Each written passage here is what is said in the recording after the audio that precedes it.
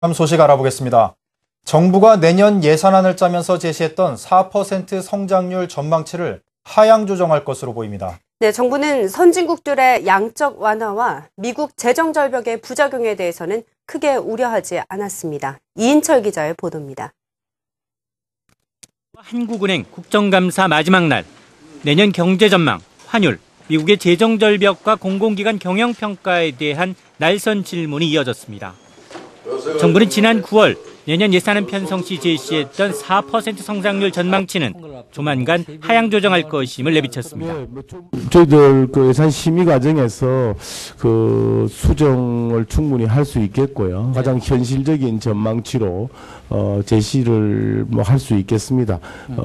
그렇지만 그건 심의 과정에서 예산 심의 기초로 저희들 말씀드리는 것이고 공식적인 정부의 내년도 전망치는 12월 달에 내게 되겠습니다. 4.0보다는 훨씬 하방 위험이 크다.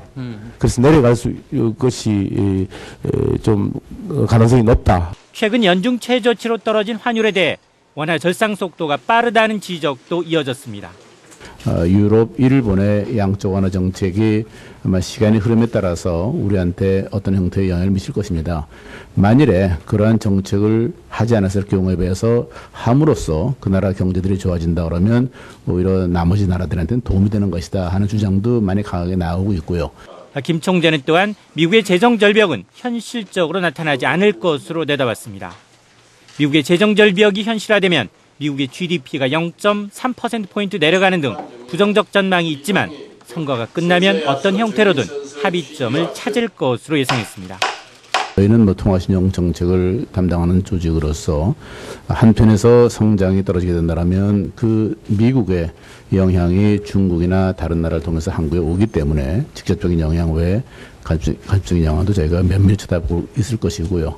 그러나 이제 다른 측면에서 미국이 거기에 대해서 어떤 대응 전략을 취할 것이기 때문에 그런 통화신용 정책이나 다른 정부 정책의 변화에 대해서는 저희가 면밀히 추적하고 파악하는 그런 노력을 하겠습니다.